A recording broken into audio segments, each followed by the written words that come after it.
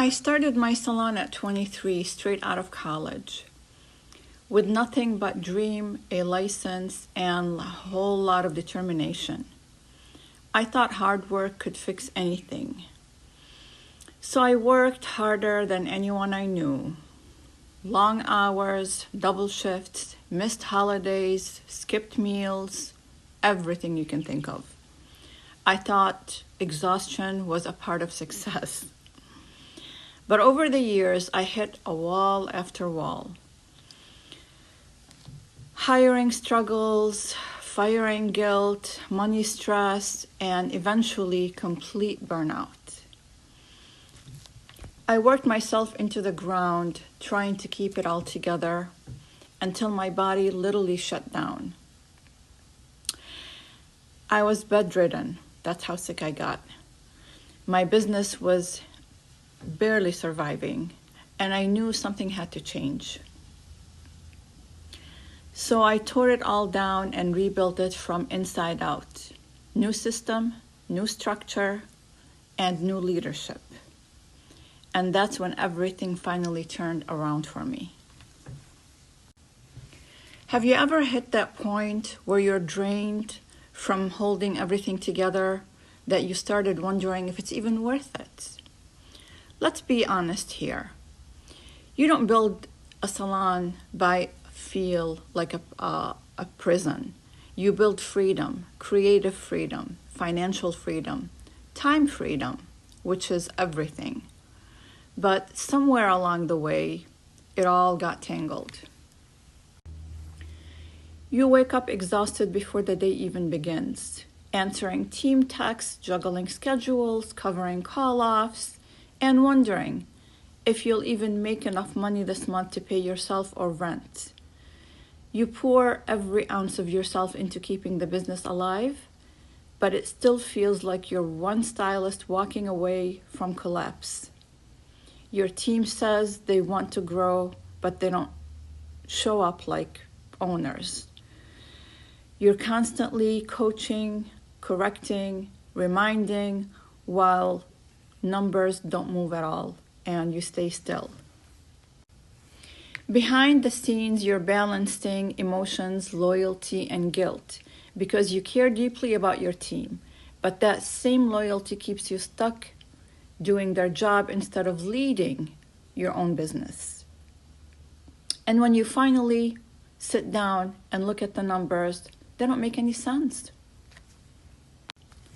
You see the clients, you see the sales, but somehow there's not enough, never enough.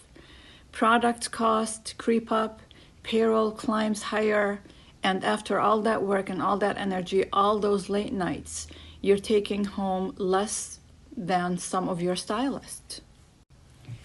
You tell yourself one more stylist, one more busy season, one more push, but that push never ends, does it?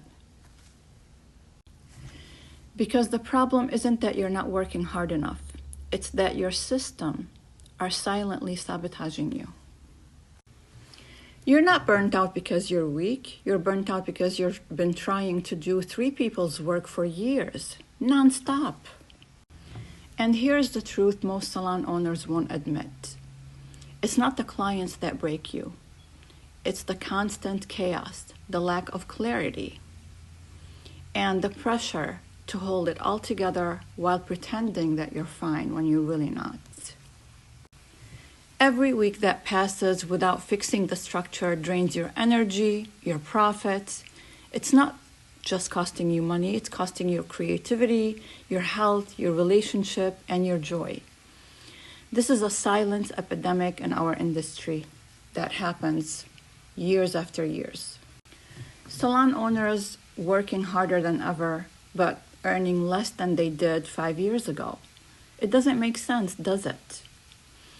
Stylists leaving faster than they can be replaced. Leaders losing the spark that once made them love the business and love to create. It's now gone. That's not sustainable, is it now? And it's not your fault. It's the system you were taught to build. Just work harder and harder, which never works. And now the reality check, the hidden epidemic in our industry. Let's put some truth on the table. 64% of beauty professionals say they've been experiencing lots of burnout. 65% of our colleagues have battled anxiety, depression, just trying to keep their business alive. Nearly half of the all-new salon owners don't make it past 3 years, unfortunately. And even the ones that do, most keep less than 8% profit. That's no money for all the hard work that we put in. 61% of stylists quit with their first year, bleeding both your energy and your margins. Those are not just numbers, those are real people who started with lots of passion in their hearts and scissors in their hands, now questioning if they ever made the right decisions. Burnout doesn't just live in your calendar, it lives in your body, in your soul, in your hearts. It's the knot in your stomach when payroll hits.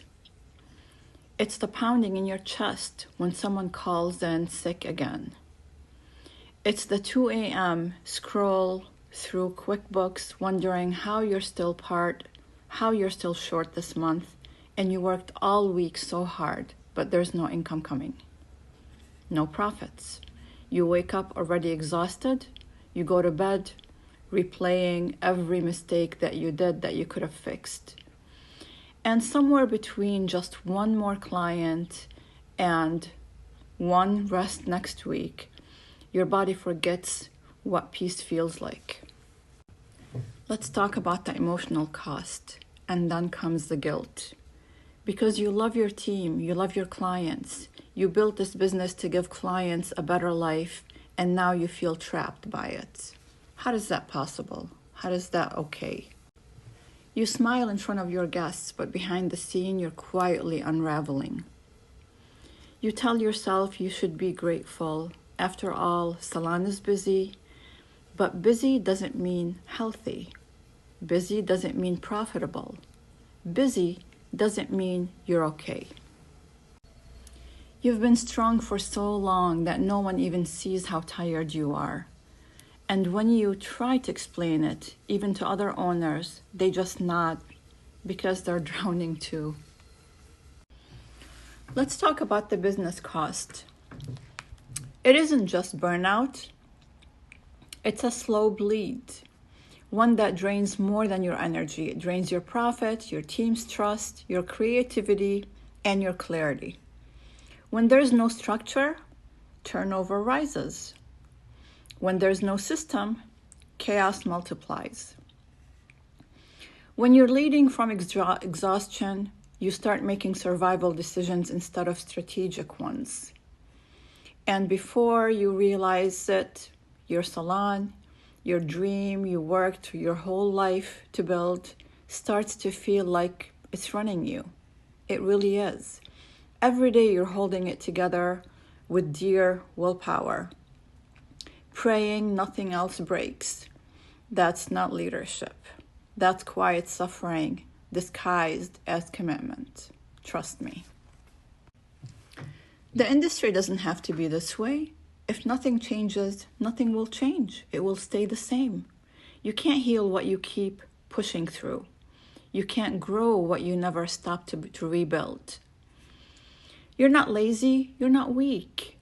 You're just tired of carrying a business that was never designed to support you.